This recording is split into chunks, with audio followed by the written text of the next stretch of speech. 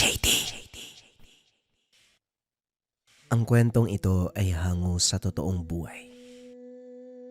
Mula ito sa isa nating kabayan na itago na lamang natin sa pangalang Bart. Taong 1992, Negros Oriental. Maraming pwedeng pagkunan ng mutya. Pero sino nga bang mag-aakala na ang isang bahay pukyutan ay meron din? Sa hindi pamilyar, ito ang tinatawag na honeybee o bahay ng bubuyog kung saan makukuha ang honey o pulot pukyutan. Si Bart na lumad ang angkan sa lugar. Ito ang isa sa kabuhayan. Kapag kasi makakakuha ng pukyutan, lalo na kung marami ang mapipigang pulot, maibebenta ito sa mataas na halaga. May suki sa bayan na bibili ng maramihan. Kung kaya't sa oras ng paghahanap ng pukyutan, sinisiguradong marami ang makikita. Pagkatapos ni Bart sa sakahan, didiretso siya sa gubat upang maganap. Dahil sinusuot ang masukal na bahagi, hindi nawawala sa tagiliran ang pagkakasugbit ng itak. Proteksyon sa mga ligaw na hayop. Nasa bulsa na rin ang posporo dahil gamit ito kapag magpapausok. Pangtaboy sa mga bubuyog. Isang hapon, minadali ni Bart ang pagbungkal ng lupa. Nagbili ng bayad ang suki kung kaya't nais makakuha kagad ng pulot. Sa kalagitnaan, napansin ang pagdaan ng isang matanda. Hindi pa man gaanong matanda pero uugod-ugod na. Umaasa na lamang sa tungkod para makakbang. Nang matisod ito, dali-daling lumapit upang matulungan. Ngumiti lang ito at sinenyasan siyang wag nang ihatid. Magmumungkahi sana, kaso ang matanda mismo ang umayaw. Hindi na rin siya nagpumilit dahil may tatapusin pang gawain. Pagkatapos ng pagbubungkal, inuwi ang mga gamit at nagpaalam sama. Hindi naman ito pumigil, lalo na kung paghahanap ng pulot ang aatupagin. Nag-aagaw ang liwanag at dilim sa mga sandaling iyon. Anong oras na rin at malapit ng gumabi. Bago pumasok sa gubat, kumuha muna ng tuyong dahon ng nyog para gawing sulo. Nang mga sandaling ito, parang may nagturo kay Bart sa daan. Dire-diretso kasi ang lakad. Pagdating sa unahan, bumungad kagad ang puno na maraming nakalambiting pukyutan sa bawat sanga. Kaso nga lang, isa sa mga ito ang nakaagaw ng pansin, ang pinaka nasa itaas. Masyadong matayog ang puno. Hirap din akyatin dahil malapad ang katawan. Kumuha muna ng mga tuyong dahon upang magpausok. Nagsipulasan ang mga bubuyog dahil dito. Habang inaantay na maubos ang mga ito sa paglipad, nakatingala siya. Nag-iisip kung paanong aakyatin ng puno. Hindi naglaon ay nagkaroon ng ideya. Tinaga ang bawat gilid upang magsisilbing apakan. Dahil dito matagumpay na naakyat ang puno. Pagdating sa ibabaw, natigilan ng makita ang pukyutan. Naibaba ito sa lahat dahil kumikinang ang loob na para bang may nakakulong na alitaptap. Dahan-dahan itong inabot. Dahan-dahang isinilid sa timba na nakatali sa bewang. Kinuha na rin ang iba hanggang mapuno ang timba. Habang abala sa pagkakatas, hindi maalis ang tingin sa pukyutan na hanggang sa ngayon ay kumikinang pa rin. Naaaliw ng patayin ang lamparilla. Ito ang hinayaang mag-ilaw sa paligid. Hindi naglaon. Naging malinaw ang pinagmula ng kinang. Maliit na bato na may hahalin tulad sa munggo. Kumikinang na parang ilaw na malapit ng mapundi. Iniwan ni Bart ang pagkakatas. Binalingan nito ng pansin. Hiniwa ang gitna ng pukyutan at kinuha ang bato. Madulas kung kaya't maayos sa pinagsiklop ang mga palad upang hindi mahulog. Inilatag sa baso at tinitigang mabuti. Hindi nagtagal, dali-dali ding binalikan ng gawain ng dumating ang ama. Tuluyang naudlot ang pagkakatas ng mag-imbita ang ama. Nakasanayan na rin nila ang mag-inom dahil sa buhay sila lang ang magkakasama. Kahit bata pa si Bart, tinuruan ng ama kung paanong lumaklak para kahit papano may pagkakaabalahan sa mga libreng oras. Hindi naman maramihan, sakto lang na mainitan ang katawan.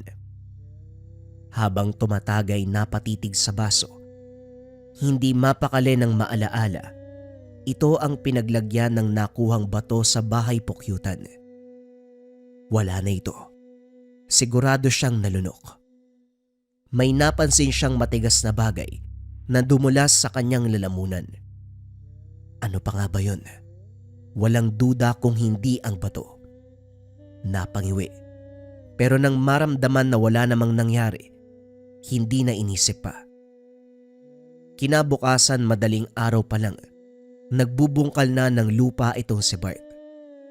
Ang ama naman, nagtatanim ng punla ng mais. Binilisan ang kilos para hindi maabutan ng araw.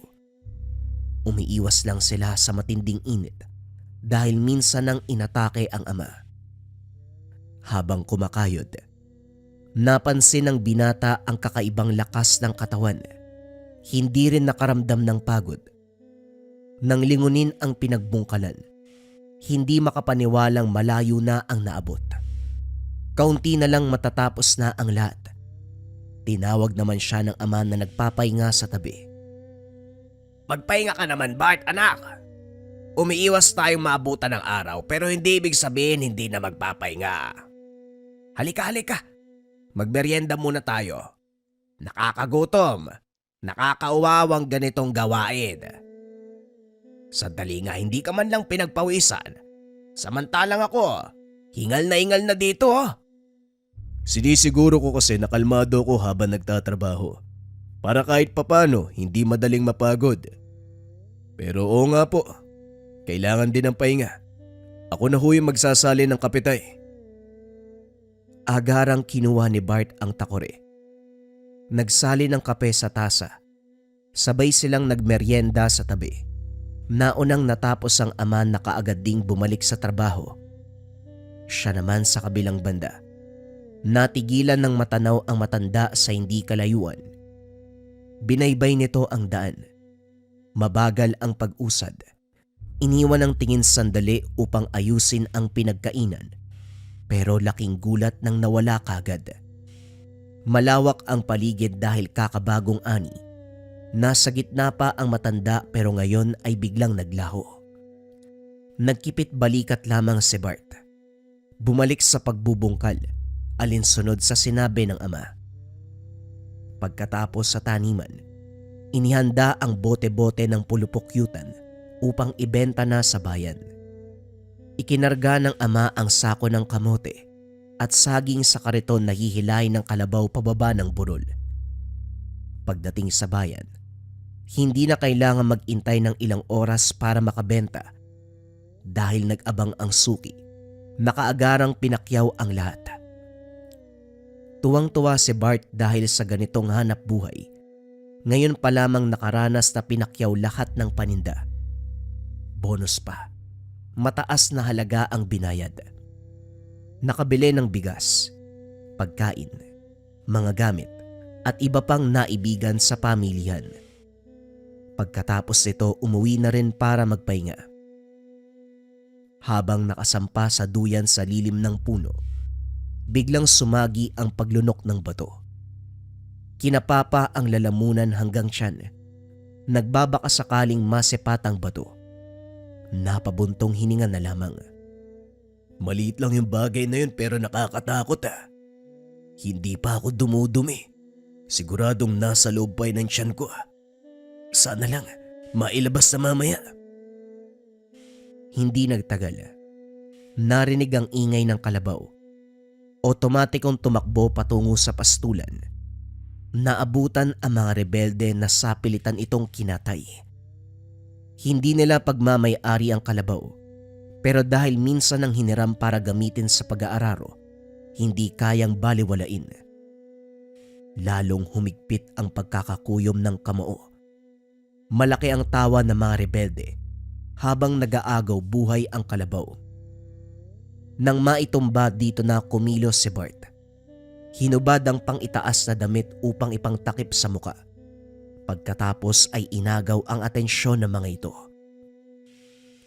Hoy, grabe naman yung pagkapatay gutom nyo.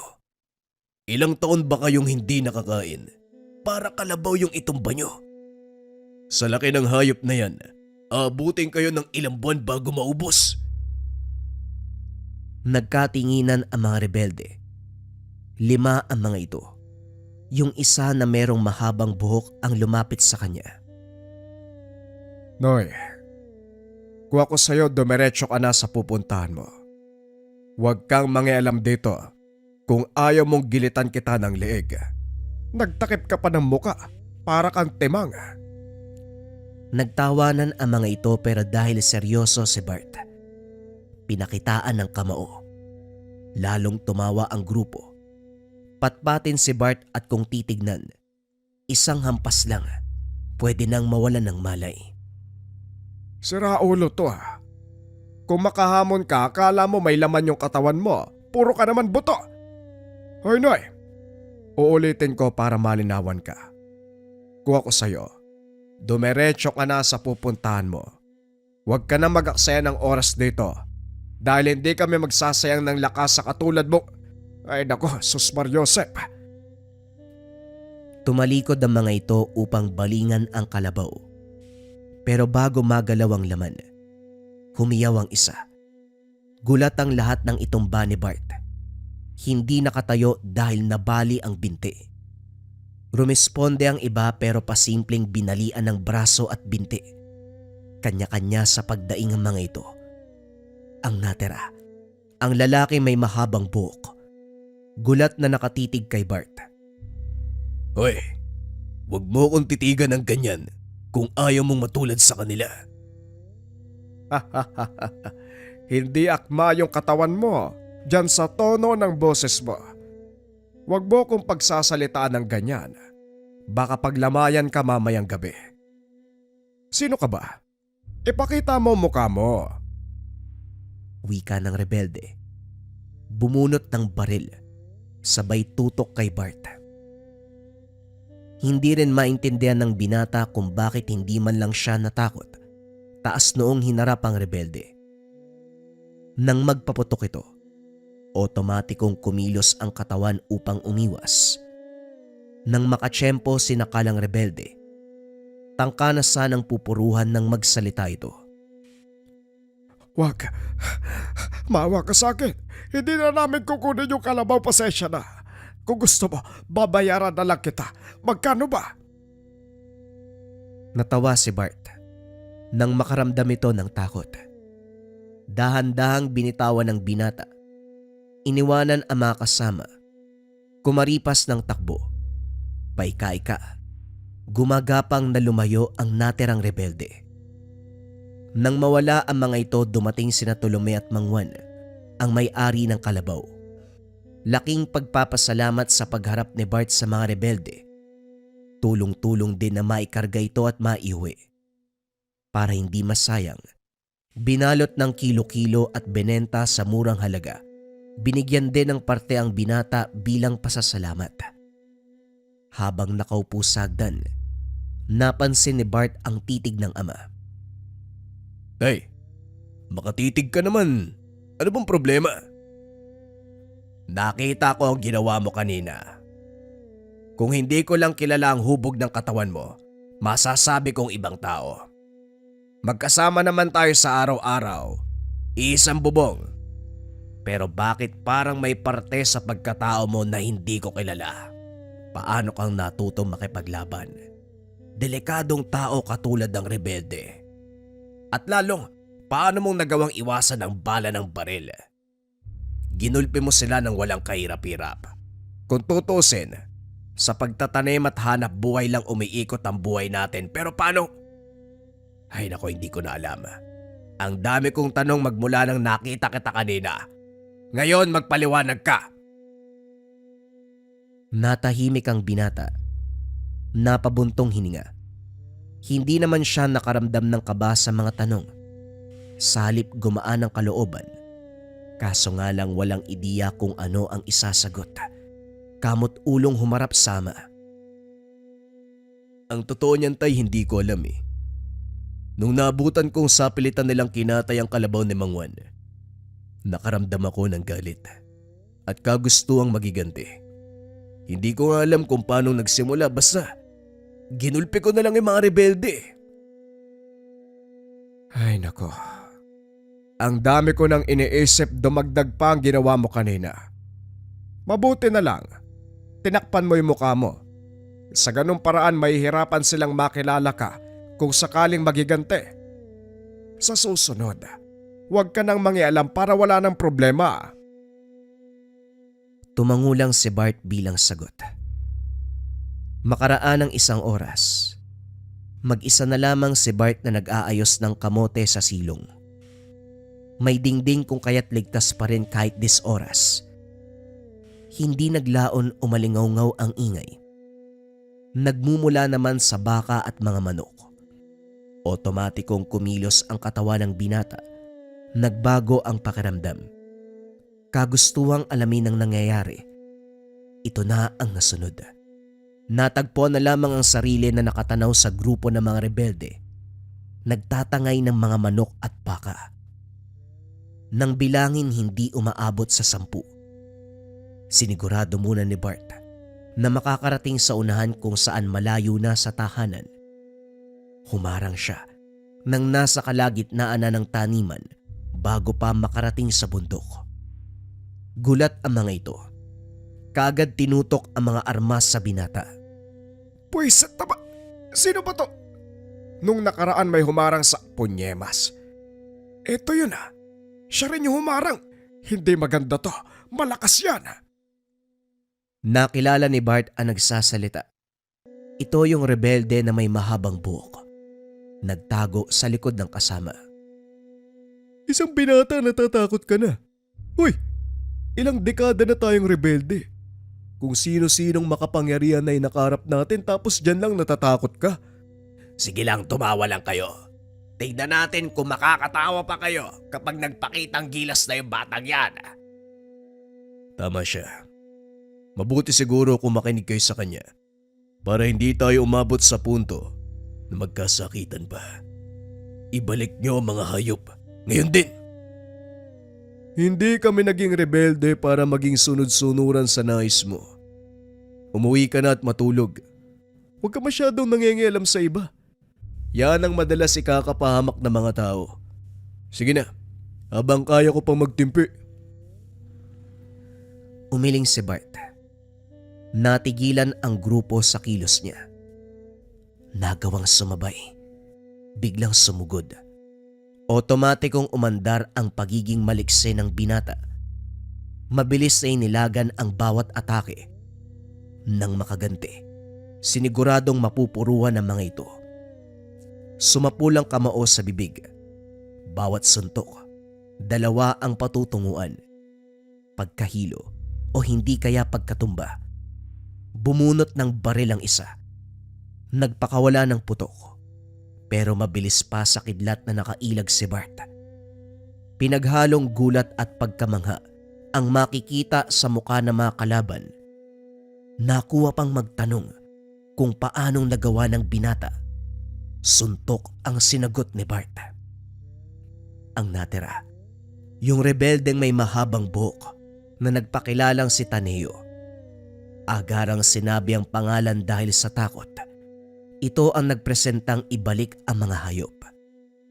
Sinamahan ni Bart upang makasigurado. Pagkatapos nun, maamong nagtanong kung pwede na siyang umalis. May naisip na kalokohan ng binata. Sa oras na magkita ulit tayo, siguraduhin mong may ibibigay ka sa akin. Dahil kung wala, baka maisipan kong bawasan yung ngipin mo. Nagkakaintindihan ba tayo?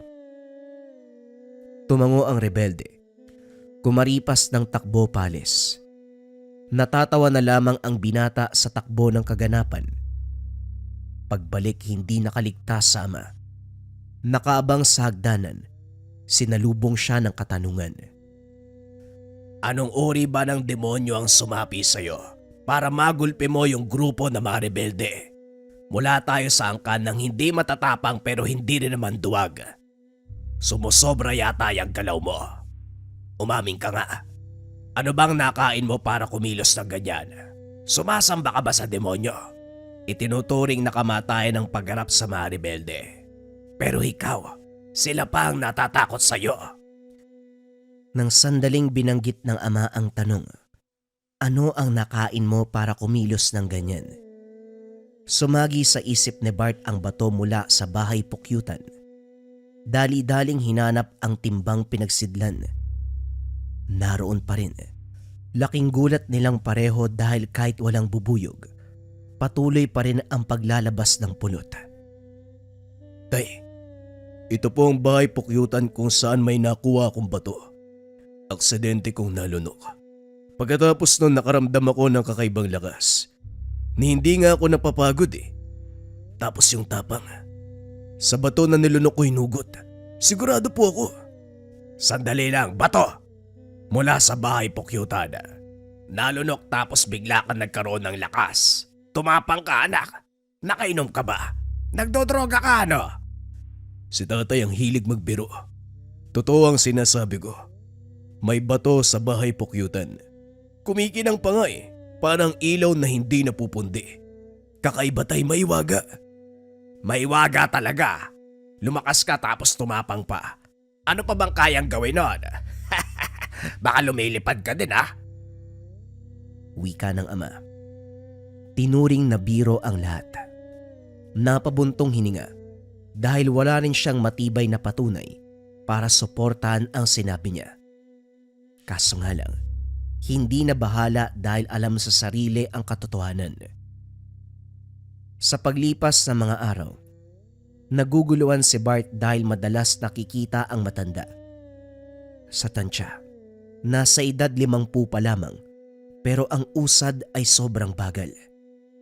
Maigpit ang hawak sa tungkod dahil ito ang nagsisilbing sandalan ng lakas sa kaparehong daanan na mamataan.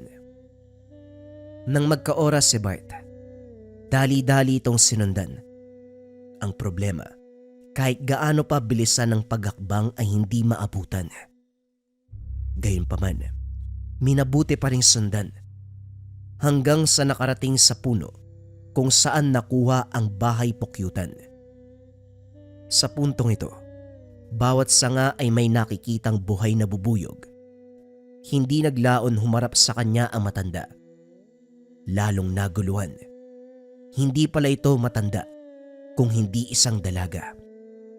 Makinis ang balat, matingkad ang mga tenga, asulang mata, at ang buhok naging maninipis na baging. Sa isip ni Bart, isang engkantada. Tama ang nasa isipan mo. Isa nga kong engkantada. Huwag mo sanang bigyan ng masamang kahulugan ng pagpapakita ko. Gusto ko lang makasigurado na nasa iyo ang mutya. Ang batong nakuha mo mula sa bahay pukyutan, isang makapangyarihang mutya. Hindi ko na kailangang sabihin ang taglay dahil mararamdaman mo ito sa paglipas ng mga araw. Ang tanging gagawin mo na lang, alagaan itong mabuti. Babala ko lang din, huwag mong abusuhin para hindi ka talikuran. Nakulangan pa rin si Bart sa paliwanag. Masyado siyang maraming tanong, kaso bigla itong naglaho. Sa puntong ito, malinaw sa kanya na nagmula ang nalunok na bato, ang pambihirang tapang at lakas na nararanasan. Subalit hindi sapat ang sinabi ng engkantada para maglaho ang katanungan sa isipan. Sa pagdaan ng panahon, hindi na nakita pa ni Bart ang engkantada o kahit ang anyo nito bilang matanda. Kasabay naman ito ang pagkamangha sa bigay na swerte ng mutya. Hindi lang sa pagyabong ng pananim pumabor, maging sa iba pang oportunidad. May dumating na balita mula sa mga kaanak na nakapagtrabaho ito ng abroad. Balak kunin si Bart upang pag-aralin doon. Kaso umayaw siya. Ayaw iwanan ang pamilya. Habang si Tolome, bibigyan sana ng mataas sa posisyon ng kaibigan sa isang maliit na kumpanya. Nakapagtapos bilang mechanical engineer pero hindi pinalad na makahanap ng matinong trabaho nung araw kaya nauwi sa pagsasaka. Nawala rin sa isipan na gamitin ang kursong natapos dahil nakatutok ang atensyon sa hanap buhay at kay Bart. Pero magalang na humindi si Tolome. Mas piniling manatili sa kasalukuyang buhay dahil kahit papano umaasenso na. Nakapagpatayo ng maayos na tirahan. Merong babuyan, manukan, kambingan at malawak na lupang sakahan. Nang makapag-ipon, bumili ng lote upang maidagdag sa mga arian. Sapat na ito para sa kanila kung kaya't ang mga oportunidad ay tinanggihan kahit na mas malaki pa ang kikitain doon. Ngayon na naaayon sa atin ang swerte, lilipat pa ba tayo ng ibang pagkakakitaan?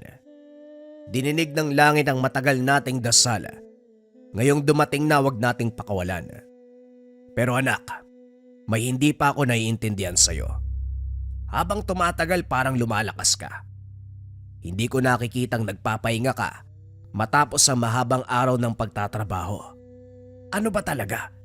Ito pa rin ba yung bato na sinasabi mong nakuha sa bahay Pukyutan? Opo tay, ayaw nyo kasing maniwala eh. Total, napag-usapan na natin ngayon. Ipagtatapat ko sa inyo ang tungkol sa engkantada na nakasalamuha ko. Sa kanya galing ang mutya. Ang sabi, tatay naman eh. Huwag ka munang tumawa, nagpapaliwanag ako ng maayos. Pasensya na. Nung una sabi mo bato, tapos ngayon engkantada. Sabog ka ba? Yan tayo eh. Nagtatanong ka tapos kapag sinagot, tatawanan mo lang, wag na nga. Hindi na, hindi lika dito. Ito naman ah. O na. Hindi na ako tatawa. Ano ba yan uli? Engkantada. Paliwanag mo nga. Nagpaliwanag si Bart. Minadali ang pagsasalaysay dahil ang ama ay hindi matigil sa kakatawa. Lumalakas pa ang pagtawa nito. Hirap paniwalaan ang sinabi ng anak. Nakangusong tumigil si Bart habang patuloy pa rin sa pagtawa si Mang Tolome. Hindi na lamang pinansin, iniwanan nito sa tindahan. Subalit muling napalingon nang dumagsa ang mga rebelde upang manloob. Nasagad ang galit nang makitang tinutukan ng baril ang ama. Mabilis ang hakbang na bumalik. Binawi ang armas. Pinaputokan ng sunod-sunod ang grupo. Hindi naman tinamaan. Tinatakot lang. Nagtakbuhan ng karamihan pero may isang nanatili. Ikaw pala ang sinasabi ni Taneo. Binatang hindi natatakot sa bala ng baril. Ano pa nga ba ang kaya mong gawin, iho? Magmula kasi nang marinig ko ang tungkol sa'yo, napapaisip ako, ano pa ba ang kakayahan mo? Magkasama pala kayo ni Taneo. Ikumusta mo ako sa kanya? Hindi na siya nagpakita sa akin. Pakisabi, nasasabi ka kung makausap siya. Ikaw ba anong pangalan mo? Ganitong oras ka talaga sumalakay kapag hindi rumoronda ang militar sa paligid. Tugon ni Bart. Palihim na sinenyasan ang ama na umalis muna. Agarang binato ang kamay ng rebelde na tangkang babarilin si Tolome. Bumaling sa kanya. Masama ang titig. Mahusay. Pero paanong hindi? May hawak ang mutya eh. Nararamdaman ko ang enerhiya mula sa katawan mo. Nalunok mo yata ano? Pero ano nga ba ang kaya mong gawin bukod sa pag-ilag? Pambubugbog. Gusto mo subukan natin? Baka meron ka pang ibang kakayahan. Wika ni alias Tuklaw. Ibinaba nito ang armas at iba pang patalim na nakasugbit. Ipinakita nito kay Bart na wala siyang sandata. Nakangising humarap sa binata. Ano bang gusto mo sa buhay mo? Kung makahamon ka, kala mo kung sinong malakas. Baka tapang-tapangan ka lang para hindi magbukang duwag. Wika ni Bart. Pero biglang nagbago ang aura ng kalaban. Naglabas ng garapa ang rebelde. Pinahid sa palad. Pagkatapos ay nagbanggit ng mga salita. Kunot noong tinitigan ni Bart hanggang sa makaramdam ng paninigas ng mga daliri. Sinundan nito ng bahagyang pagkahilo at puwersa na parang kinuyog ng hindi nakikitang nilalang. Nang balikan ng rebelde ay nakangisi na ito. Hindi niya maunawaan ang ginawa. Gayunpaman, nilabanan niya ang sarili. Pilit nilapitan ang kalaban. Nagpitaw ng suntok. Naputol ang ginagawa nito. Tumilapon sa dingding. Sapo ang dugo ang ilong. Masamang tumitig kay Bart. Sino nagbigay sa'yo ng mutyang yan? Anong klase ng mutya? Bakit nakokontra mo ang ginagawa ko? Bakit nakontra mo ang Tigalpo? Tigalpo pala ang tawag sa ginawa mo. Ayos din Magaling pero hindi sapat para patumbayin ako. Sandali. Hindi ba ang sabi mo, alam mong may mutya ako? Bakit ka nagkaroon ng lakas ng kalooban na maghamon? Tignan mo, basag tuloy yung ilong mo. Huwag mong iniiba ang usapan. Sagutin mo ang tanong ko. Anong klaseng mutya ang hawak mo? Mutya na kayang talunin ng sino mang maghamon. Sunod-sunod ang pagpapakawala ng suntok ni Bart. Kung hindi lang umawat ang ama na si Tolome, mapapatay niya ito. Tumigil ka na! Wala kang pinagkaiba sa taong yan kung papatayin mo siya. Ilang libong buhay na ang pinatay niyan. Masahol pa sa demonyo ang kaluluwa.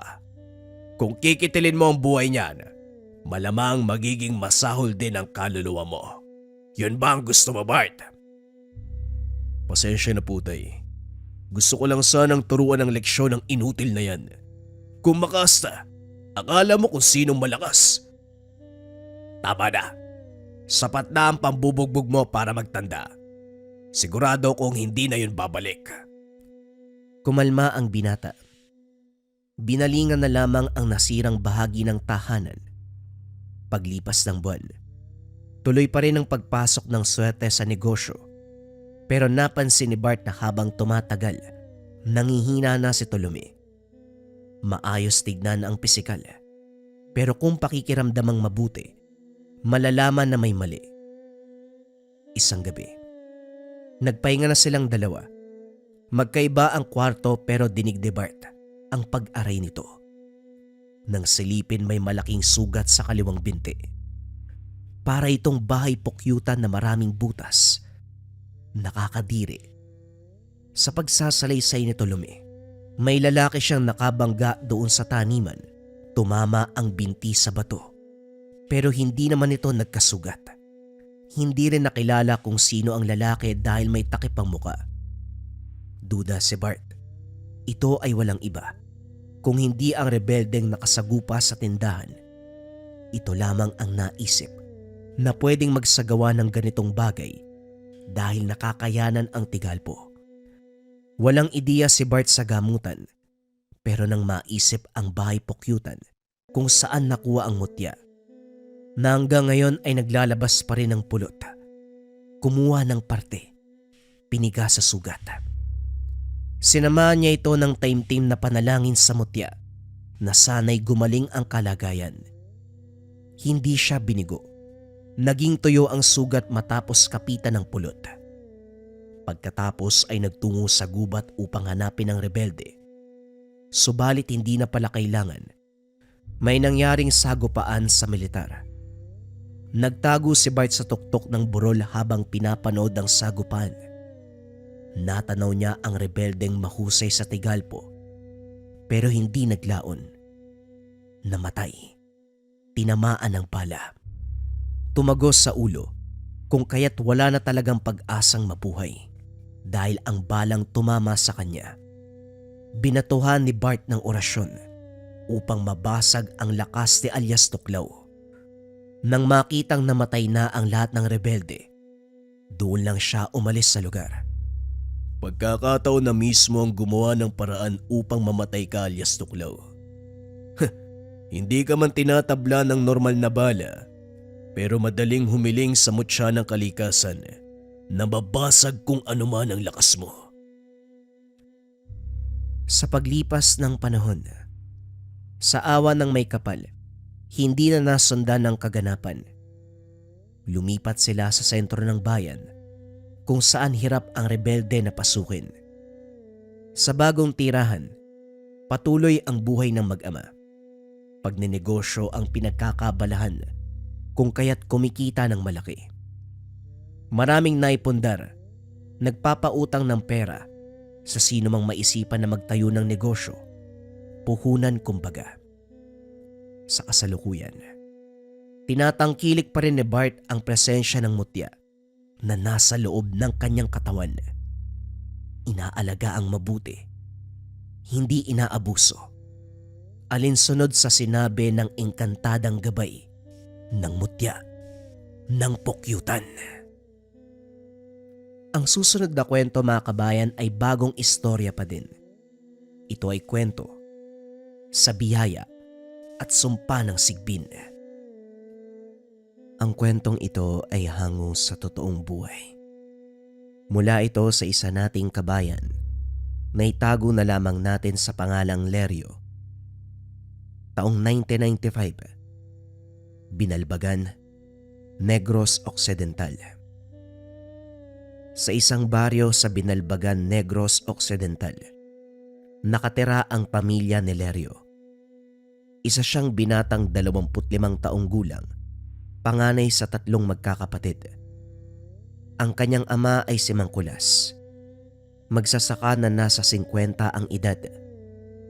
Ang kanyang ina ay si Aling Susan, tahimik at masinop. Palaging abala sa kusina at sa pag-aalaga ng mga anak. Kasama rin sa pamilya ang 2 nakababatang kapatid ni Leryo. Si Maymay na 10 taong gulang, masigla at puno ng tanong tungkol sa mundo. Palaging may kwento at halakhak, nagbibigay buhay sa kanilang tahanan. Samantalang si Nene ang bunso. 5 taong gulang pa lamang, walang inaalala kung hindi ang paglalaro sa kanilang bakuran. Ang kanilang kabuhayan ay 5 ektaryang tubuhan. Hindi pagmamay-ari ng pamilya ang lupa. Inarendo lamang ito ni Mang Kulas mula sa isang kaibigan. Subalit kahit hindi sila mayaman, kapansin-pansin na hindi sila nagkukulang sa pang-araw-araw. Palaging may ani, lagi silang may bigas at pagkain, at halos hindi sila tinatamaan ng matinding kahirapan. Kuya Leryo, ayaw ni Nene magpahuli oh. Ang bilis-bilis niyang tumakbo eh. Wika ni Maymay. Huli ka! Sabi ko na wala ka sa bilis ko eh. Wika ni Leryo. Sa murang edad, natutong magbanat ng buto si Leryo.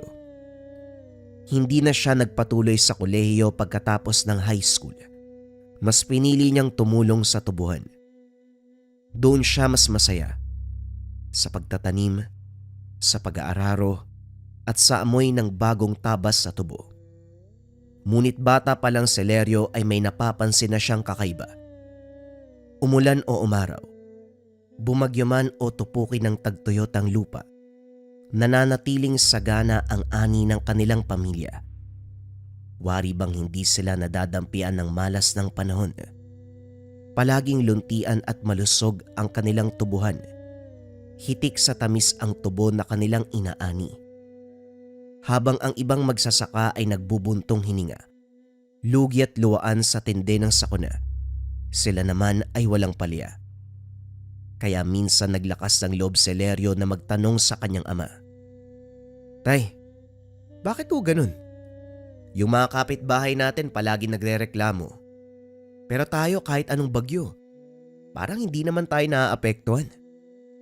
Alam mo anak, may mga bagay na hindi mo pa kailangang malaman sa ngayon. Sa tamang panahon, malalaman mo din ang sekreto natin. Tugon ni Mang Kulas. Napakunot ang noo ni Leryo. Napag-isip-isip niya na may tinatagong lihim ang kanyang ama. Isang bagay na hindi pa maintindihan noon. Isang gabi, hindi nakatiis si Leryo. Sinundan niya ang kanyang ama. May dala itong bayong at mula sa tunog nito, parang may buhay na kung anong hayop sa loob. Lumakad sila papunta sa dulo ng tubuhan hanggang sa makarating sa ilalim ng isang malaking puno ng akasya. Madilim ng mga panong iyon, maliban na lamang sa buwan na kalahati lang ang liwanag. Doon niya narinig ang kakaibang tunog. Hindi ito tunog ng aso, hindi rin baboy. Isa itong malaiyaking halinghing na nagpatindig ng kanyang balahibo. Nakita niyang inilabas ng ama ang manok mula sa bayong at hinagis sa dilim. Mula sa dilim lumabas ang isang nilalang. Mahaba, payat. Nangingitim ang balahibo, may mahabang tenga na parang kabayo. Ang amoy nito ay masangsang na parang nabubulok na karne. Ano kayang hayop yun? Parang unang beses ko makakita ng ganun . Nagulat siya nang mapansin ng ama sa lugar. Leryo, bakit ka sumunod dito? Tay, ano po yun? Hayop ba yun? Hindi naman yun aso, tay . Grabe, nakakatakot yung itsura. Parang halimaw. Huwag kang matakot anak. Hindi natin yung kaaway. Yon ang pamana ng lolo at lola mo sa atin. Sigbin ang tawag sa hayop na yon. Kinabukasan kinausap siya ng ama. Doon na tuluyang nabunyag ang lihim na matagal nang itinatago ng kanilang pamilya. Leryo, ang sigbin ang dahilan kung bakit lagi masagana ang ating ani. Pero may kapalit ito anak. Hindi ito ordinaryong alaga lang. Kailangan mo itong pakainin, alagaan at higit sa lahat. Dapat palaging may kabutihang ginagawa ang pamilya natin para sa kapwa. Kung hindi, tayo ang babalikan nito. Napalunok si Leryo. Ramdam niya ang bigat ng bawat salita ng ama. Kung hindi po natin papakainin, tay, ano pong mangyayari? Napabuntong hininga si Mang Kulas bago tumugon. Dahan-dahang tumingin sa anak. Seryoso ang mga mata. Magugutom siya. At kapag nagutom ito, hindi na hayop ang hahanapin niya, kundi tao na. Hindi na nagtanong pa si Leryo. Pinili niyang manahimik sapagkat unti-unti nang nilalamon ng takot. Natatandaan pa ni Leryo nung taong 1992. May malakas, mapaminsalang bagyo ang dumating sa kanilang bayan sa Negros. Maraming bahay ang natumba. Maraming palayan at tubuhan ang natabunan at nalunod. Ngunit pagkalipas ng bagyo, laking pagtataka ng mga kapitbahay habang ang karamihan sa mga taniman ng tubo sa paligid ay halos nagupo at nalugmok sa putik. Ang tubuhan nila Mang Kulas, nanatiling nakatindig na parabang hindi man lang dinaanan ng bagyo. Ang ibang dahon ng tubo ay bagyang napilas ng hangin, ngunit karamihan ay tuwid at buo. Tila ba may hindi nakikitang kamay, umaalalay, nagbabantay sa kanila sa gitna ng hagupit ng kalikasan. Manang Edna, napansin mo ba? Bakit ang tubuhan nila Kulas parang walang nangyayari? Samantalang sa atin ubos ang lahat. Nasaan ang hustisya, Mare? Wika ni Tia Beth. Oo nga, parang hindi tama.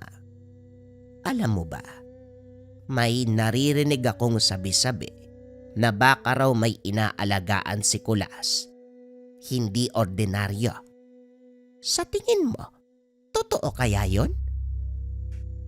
Habang lumalakas ang mga bulungan sa baryo, lalong bumigat ang pakiramdam ni Lerio. Alam niyang may katotohanan ang hinala ng mga kapitbahay, ngunit hindi nila kayang lubos na maunawaan. Sapagkat ang tinuturing na alaga ng kanilang pamilya, hindi ito normal para sa mga ordinaryong tao. Mula nang maselayan ni Lerio ang sigbin, hindi na siya mapalagay.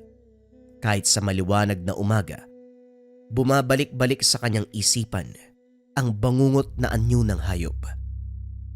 Minsan habang nagtatrabaho sa tubuhan, pakiramdam niya may mga matang lihim na nagmamasid sa kanya mula sa malayo. Isang gabi, habang nagsasalo sila sa pagkainan, nag-ipon siya ng tapang upang muling magtanong sa kanyang ama. Tay, kailan po ba ako matututong mag-alaga ng sigbin? Kung pamana po to, baka dapat simulan ko na ngayon. Sandaling natahimik ang kanilang hapag bago sumagot si Mang Kulas. Hindi pa sa ngayon, anak. Masyado ka pang bata. At saka, hindi basta-basta ibinibigay ang responsibilidad na yan. Kailangang handa ka sa lahat ng paraan. Mabilis na sumabat si Aling Susan na may halong pag-aalala sa tinig. Kulas, baka oras na. Hindi habang buhay nandyan ka, dapat matuto din si Lerio. Mariin ang tugon ni Mang Kulas. Ayaw pang bitawan ang sekretong tinatago. Hindi pa ngayon ang tamang panahon, Susan. Marami pang dapat matutunan si Lerio. Sa oras na itinakda, doon na lamang. Nanahimik si Lerio. Hindi niya alam kung dapat ba siyang matuwa o matakot. Ngunit sa kaloob-looban ng dibdib, unti-unting umuusbong ang isang kaba na hindi niya mawari. Habang lumilipas ang mga buwan, dumadami ang mga bulungan. Kapag may nawalang aso, kambing, minsan manok, palaging huling nakikita malapit sa tubuhan nila Mang Kulas. Napansin mo ba, Mare? Tuwing gabi, may kakaibang ingay sa tubuan nila. Wika ni Aling Beth. Oo, parang hindi aso. Hindi rin to yung tunog ng baboy, ah. Parang may halong iyak at ungal. Tugon ni Manang Edna. Yan din ang naririnig ko minsan.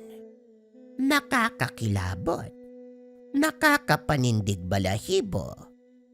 Pero ang nakapagtataka, hindi naman naaapektuhan si Kulas. Aba, kung ordinaryong hayop yon, matagal na siyang pinalayas. Baka naman hindi ordinaryong hayop ang alaga nila. Mare, baka nga totoo ang sabi-sabi. May inaalagaan siyang nilalang. Hindi ba tuwing may nawawala, sa kanila palagi natatagpuan ang huling bakas? Kung ganon, paano na lang kung hindi lang hayop panganapin ang nilalang na yon balang araw? Ay nako, kinikilabutan ako. Sa kabila ng mga usapan, nanatiling tahimik si Mang Kulas. Wala siyang pinapansin, ni wala ring binabanggit. Ngunit si Lerio, mas lalong kinabahan sa tuwing naririnig niya ang ganong usapan. Isang gabi, inutusan ni Mang Kulas si Lerio. Lerio, anak, ikaw na ang magdala nito. Talaga po, tay? Isasama niyo na ako? Oo, anak. Panahon na para makita ng sigbin na ikaw ang susunod na mag-aalaga. Huwag ka matakot. Basta sundin mo lang ang sasabihin ko. Nanlamig ang kamay ni Lerio habang mahigpit na nakahawak sa bayong. Lumalakad sila papunta sa dulo ng tubuhan. Mas lalong lumalakas ang kabog ng dibdib. Ang maririnig lamang sa lugar, huni ng kuliglig. Nakarinig siya ng ungol. Mas malapit at malakas. Nakakakilabot kaysa noon. Tay, ano yun? Naririnig mo ba? Naririnig ko. Huwag kang lilingon. Ipagpatuloy ang paglalakad. Dumating sila sa bakanting espasyo. May mga makapal na tubo sa lugar. Tumigil si Mang Kulas. Tinapik ang balikat ng anak. Ihagis mo ang laman ng bayong. Nanginginig pa ang kamay ni Leryo habang hawak-hawak ang bayong. Pero tay, baka po lumapit sa akin eh. Huwag kang matakot, Leryo. Hindi ikaw ang kukunin yan. Basta sundin mo lang ang mga sinasabi ko. Dahan-dahang ibinaba ni Leryo ang dalang bayong. Sabay hagis ng laman nito sa lupa. Isang sariwang kambing ang kanilang dala para sa alaga. Sa isang iglap, sumingaw ang napakabahong aroma. Nagkaroon ng kaluskos sa dilim. Mabilis, mabigat at parang gumagapang. Nakita niya ang mga dahon ng tubo na biglang gumalaw. May dumaan dito na hindi nakikita. Bumigat ang paghinga ni Leryo. Tay, nandito na po siya. Nandyan na siya, anak. At ngayon nakita ka na niya. Sa unang pagkakataon, si Leryo mismo ang nagpakain ng hayop para sa sigbin. At sa gabing yun, ramdam niyang parang may koneksyong nabuo sa pagitan nila. Isang koneksyon na hindi niya maikakaila. Sa kanyang puso, hindi niya malaman kung ito ba ay isang tungkulin na dapat ipagmalaki o isang sumpa na hindi niya matatakasan. Dumating din ang panahon na sinalanta ng peste ang mga tubuan sa Negros. Dumagsa ang mga uod at insekto. Kumain ng dahon at tangkay. Halos lipunin ang buong ani. Maraming magsasaka ang nalugi. Ang ilan ay napilitang magbenta ng lupa para lamang makabangon. Ngunit sa gitna ng pinsala, nanatiling buo at luntian ang taniman nila Mang Kulas. Habang ang iba, putol-putol at tuyo na ang tubo. Sa kanila naman ay tuwid, sariwa at tila hindi nadapuan ng peste. Hindi na talaga ako makapaniwala, Mare. Bakit sa kanila walang uod di insekto? Sa akin, halos maubos na ang lahat. Wika ni Manang Bet. Baka nga may katotohanan. May anting-anting si Kulas. O baka may alagang halimaw na siyang nagtataboy ng peste. Habang mas tumitindi ang mga bulungan, si Leryo ay lalong nababalisa. Alam niya na hindi simpleng swerte. May nilalang na nagbabantay at ang kabayaran nito, hindi nila matatakasan. Isang gabi habang nakaupo sila sa loob ng bahay, nag-usap si Aling Susan at Mang Kulas. Mabigat ang tono ng mga boses, tila matagal nang kinikimkim ang usapin. Kulas, hanggang kailan natin itatago ito? Baka dumating ang araw, kainin ng sigbi ng sarili nating pamilya. Hindi mangyayari yon. Basta wag lang nating pabayaan. Pero Kulas, hindi natin hawak ang isipan nun. Paano kung magutom? Paano kung magalit? Paano kung si Leryo at ang kapatid niyang kainin? Natahimik si Mang Kulas. Sandaling napayuko bago muling nagsalita. Hindi tayo papabayaan ng sigbin. Simple lang ang kailangan niya. Alagaan at pakainin. Magpakabuti tayo sa ating kapwa. Kapag nilabag natin ang mga kondisyon na yon, doon siya magagalit sa atin. Paano kung may magtanong? Paano kung malaman ng mga anak natin ang totoo? Matigas ang tinig ni Mang Kulas nang sumagot, bagamat may bahid ng lungkot. Kapag dumating ang oras, si Leryo ang magpapasya. Hindi natin maiiwasan yon. Sa madilim na silid, nakaiga si Leryo. Pinapakinggan ang bawat salitang tumatagos sa dingding. Hindi niya alam kung matatakot ba siya o magagalit. Ngunit isang bagay ang malinaw para sa kanya. Mula sa gabing yun, hindi na siya mapalagay. Alam niyang may mangyayaring hindi maganda. Lumipas ang ilang taon. Nagkasakit na si Mang Kulas. Hindi ordinaryong karamdaman. Unti-unti ay parang nanigas ang katawan. Natutuyo ang laman. Dahan-dahan ang hinihigop ang kaluluwa. Ngunit nananatili pa rin siyang bumabangon. Pinipilit na mabuhay para sa isang huling bagay. Sa gilid ng kama nakaluhod si Lerio. Halos maiyak sa nakikitang paghihirap ng ama. Lerio, anak, halika dito sa tabi ko. Tay, ano po bang nangyayari sa inyo? Bakit ganito po yung katawan nyo? Sino po may gawa niyan?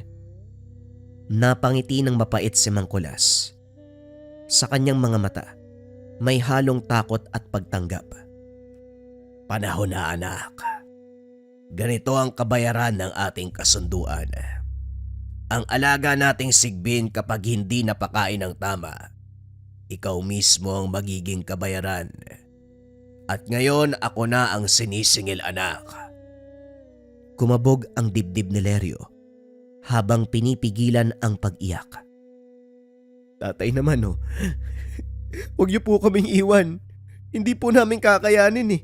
Kailangan po namin kayo dito ni nanay. Mahina ngunit mariin ang tinig ng kanyang ama.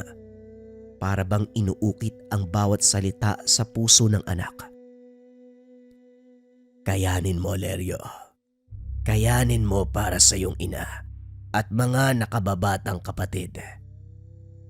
Palagi mo lang tatandaan na mabuti ay para sa mabuti at ang masama ay para sa masama. Huwag mo lang hahayaang magutom ang ating alaga sapagkat hindi ka nito papatawarin. Mahabang katahimikan ang sumunod. Unti-unting bumagsak ang bigat ng gabi sa kanilang bahay.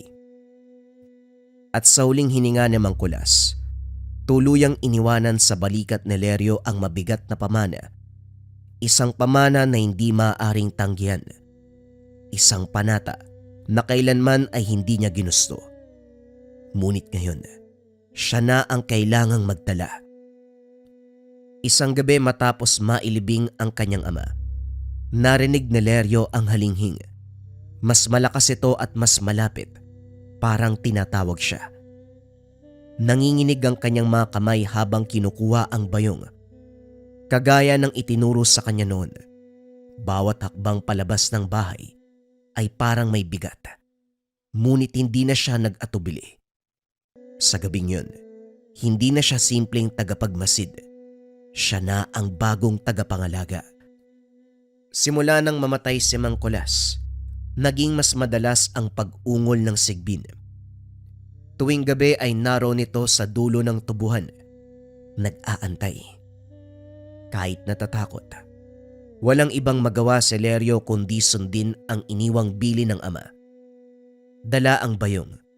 Naglakad siya papunta sa punong akasya at doon niya hinagis ang alay. Pero iba ang kanyang pakiramdam. Hindi na ito simpleng ritual lamang. Bawat hakbang, ramdam niya na parang siya mismo ang sinusubok ng nilalang. Diyos ko, kailan ko ba ito makakaya? May hangganan ba ang lahat ng to? Makalipas ang ilang linggo, may mga manok na nawala sa kapitbahay. Sinunda ng ilang aso na bigla na lang ding hindi nakauwi sa mga amo. At ang pinakamatindi, isang araw, may isang bata ang bigla na lang nawala. Hindi na ito nakauwi sa kanilang bahay matapos maglaro sa labas. Anak, nasan ka na ba? Umuwi ka na! Dala ang mga sulo. Naghanap ang mga taga-baryo. Halos buong gabi silang sumisigaw ng pangalan ng bata. Sa kasamaang palad, wala silang natagpo ang batang Juan. Huwag na kayong mag-alala. Baka kinuha na siya ng sigbin ni Kulas. Sa isip ni Lerio, bumigat ang dibdib. Hindi siya sigurado pero may kutob na. Hindi man niya gustuin, baka totoo nga ang hinala ng mga tao. Hindi mapakali si Lerio habang nakahiga sa kwarto. Kung hindi ko papakainin ng sigbin, baka pamilya ko ang kainin niya. Paano kung patuloy kong gagawin yan?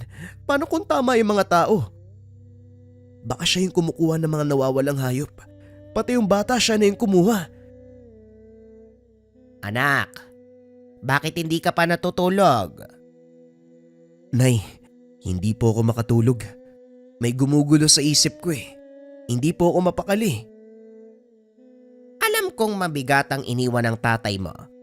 Pero anak, huwag mong hayaang lamunin ka ng takot. Tandaan mo ang sigbin. Hindi magiging masama kung tama ang inyong ginagawa. Pero Nay, paano kung mali yung ginagawa ko? Paano kung siya nga yung dahilan ng mga nawawala? Anak, minsan, hindi natin hawak ang lahat ng kasagutan. Basta, huwag mong papabayaan ang pamilya mo. Yan ang mahalaga. Sa puso ni Lerio, hindi sapat ang sagot. Parang walang saysay ang bawat salita. Imbis na magbigay ng ginhawa, lalo lamang siyang nababalot ng pangamba. Lumipas ang mga araw. Lalo lamang lumalakas ang mga bulungan sa baryo. Sa umpukan ng mga tao sa ilalim ng punong kahoy o sa gilid ng palengke, laging pangalan ng kanilang pamilya ang binabanggit. May ilan na gustong ipahuli si Lerio sa mga pulis. May iba na gustong paalisin silang mag-ina sa baryo.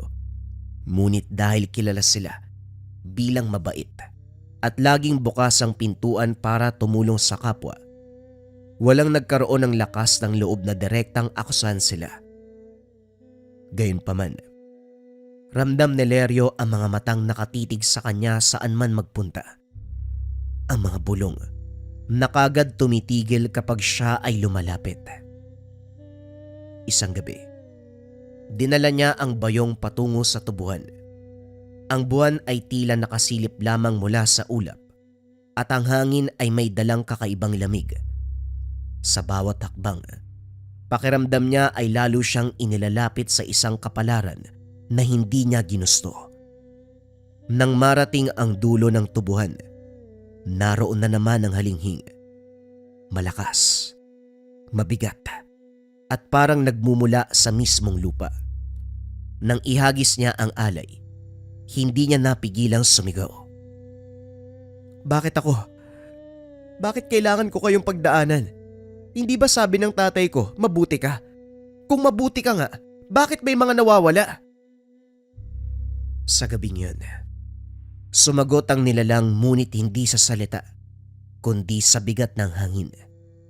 Ramdam ni Lerio ang malamig na paghipo sa kanyang balat. Ang naintindihan niya, hindi ikaw ang magtatanong, ako ang magpapasya. Muling dumating ang isang malakas na bagyo. Halos buong bayan ang natumba, nalugmok sa baha. Ngunit gaya ng dati ligtas ang lugar nila Lerio, parang may hindi nakikitang pader na humaharang sa gupit ng kalikasan. Muling nagbulungan ang mga tao. Hindi na ako naniniwala. Hindi milagro yan. May kabayaran yan. Kung ano man ang alaga nila, siguradong may hinihinging kapalit. Mula noon, naging mailap na ang mga tao kay Lerio at sa kanyang pamilya. Ang dating pagtitiwala at paggalang ay napalitan ng malamig na tingin at mga lihim na bulong. Kung dati tinuturing silang kaagapay sa hirap at ginhawa, ngayon ay parang may pader na din na nakapagitan, hindi gawa ng bagyo, kundi gawa ng takot. Dumating ang isang gabi na hinding-hindi makakalimutan ni Lerio. Habang naglalakad siya papunta sa akasya dala ang bayong, may nakasalubong na matandang kapitbahay. Lerio, bata ka pa pero kitang-kita ng bigat ng dala mo. Gusto kong sabihin sa iyo, iho, ang sigbin ay hindi dapat manatili. Hindi lahat ng pamana ay dapat ipagpatuloy. Ano pong ibig niyong sabihin, Lolo? Kung patuloy mong aalagaan yan, baka dumating ang araw na ikaw mismo ang kainin. Natigilan si Lerio. Kumirot ang kanyang dibdib sa bigat ng babala ni Lolo Jose. Sa isip niya, totoo kaya ang sinasabi nito o isa lang tong pananakot, bunga ng chismis sa baryo? Ngunit bago pa siya makasagot, muling umalingaw-ngaw ang malakas na halinghing ng sigbin mula sa tubuan. Ito ay mas matindi, mas marahas, galit. Muli siyang naglakad papasok sa dilim. Dala ang bayong at dala ang bigat na isang sumpa na hindi niya matatakbuhan. Pagdating niya sa ilalim ng akasya, hindi kagaya ng dati. Ang sigbin ay nakatingin sa kanya ng diretsyo at matalim. Hindi na ito basta hayop na nag-aantay ng pagkain. Parang sinasabi nito na siya ang susunod na susubukin. Kung kailangan kong mamili, pipiliin ko ang pamilya ko. Sa gabing yun, pinakain niya muli ang nilalang, pero alam niyang hindi na siya tatagal sa ganitong buhay. Nung gabing yun, habang abala si Lerio sa kamalig, biglang bumungad si Maymay. Humahagulgol, hindi makahinga sa takot. Kuya, si Nene. Hindi ko siya makita. Nawala siya sa bakuran habang naglalaro kami. Parang binuhusan ng malamig na tubig si Lerio. Nanginig ang kanyang mga kamay. Tumakbo sa labas at dala ang lampara. Nanginginig ang apoy nito sa loob na parabang sumasabay sa kanyang kaba. Nene, nasan ka ba? Sa bawat pagtawag, walang nakuwang sagot. Tanging ugong ng malamig na hangin ang sumisirit sa katahimikan ng gabi. Ang dilim ng paligid ay lalong bumigat. Sa bawat takbang ay parang lumiliit ang mundo sa takot. At mula sa dulo ng tubuhan, parang may sumabog na ingay. Isang halinghing na malakas, malagim at puno ng gutom. Sigaw ng nilalang na kanina pa nagmamasid. Nang sandaling yun, bumilis ang tibok ng puso ni Lerio. Hindi lang ito paghahanap ng kanyang kapatid. Ito na ang oras ng kanyang pinakamalaking takot. Tumakbo si Lerio papunta sa punong akasya. Doon sa ilalim ng liwanag ng buwan, nakita niya ang sigbin na nakatingin sa kanya. Sa tabi nito, tsinelas ni Nene. Hayop ka. Pamilya ko ang gusto mong kainin. Hindi niya alam kung anong lakas ang nag-udyok sa kanya. Pero sa unang pagkakataon hindi siya tumakbo palayo. Hinawakan niya ang itak na dala mula sa kamalig. Humakbang papalapit sa nilalang. Sumugod ang sigbin. Mabigat ito. Mabaho at nakakatakot. Ngunit buong tapang na hinarap ni Lerio. Hindi mo makukuha ang pamilya ko! Sa bawat paghampas ni Lerio, dumugo ang nilalang. Ngunit sa bawat sugat, parang mas lalo itong lumalakas. Sa isang iglap, natumba na lang bigla si Lerio. At nang sandaling yun, nakita niya si Nene na nakatayo sa likod ng puno. Umiiyak, ngunit ligtas. Habang nakalugmok sa lupa, narinig ni Lerio ang boses ng ama. Mabuti para sa mabuti. Masama para sa masama. Napapikit si Lerio. Doon niya naintindihan ang dapat gawin. Hindi sapat na pakainin ang sigbin. Hindi sapat na sundin lang. Ang tunay na pamana ng kanyang ama.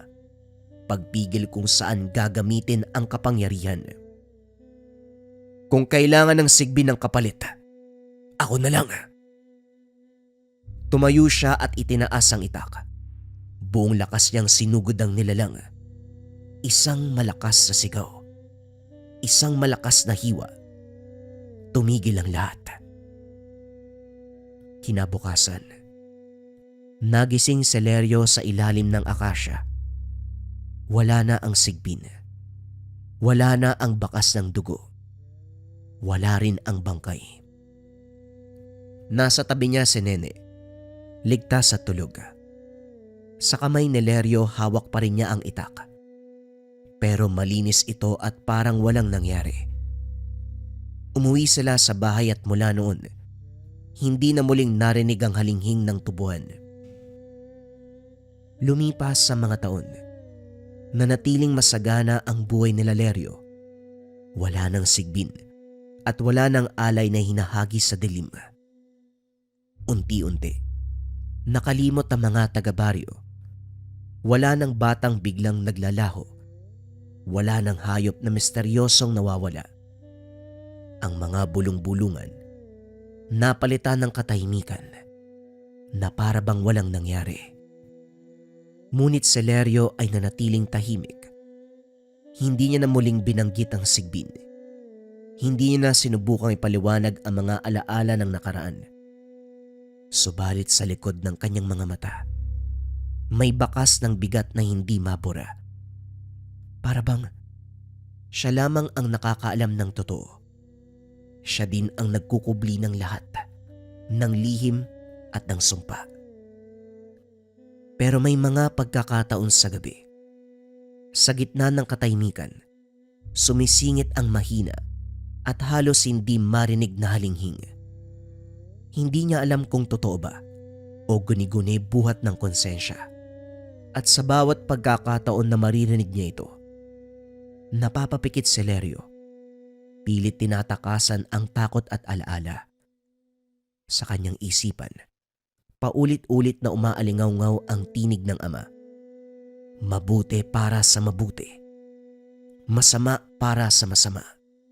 Ito ang natutunan niya sa aral ng kanilang angkan na nag-aalaga ng isang uri ng nilalang na kung tawagin ay sigbin. Naranasan niyo na bang makulam?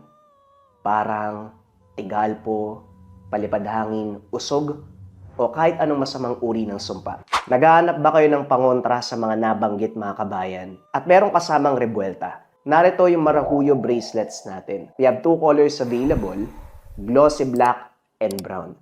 Sobrang nagte-trending ngayon yung Marahuyo mga kabayan kasi maganda yung bisa niya. Una, nandyan na yung pangontra espiritual at nandyan din yung tinatawag nating rebuelta. Yung rebuelta kasi mga kabayan, kung ano man yung sumpa na ibinigay sa inyo, ibinabalik doon sa taong nagbigay. Yan ang bisa ng ating Marahuyo bracelet. So kung meron kang nakasagutan, nakaaway, o kung naranasan mong masumpa mga kabayan at nangangailangan ka ng depensa para sa mga nabanggit, subukan mo ang Marahuyo bracelet. Para sa lahat ng interesado, i-search lang ang shop ng Lika Merchandise. Mag-ingat sa mga scammers.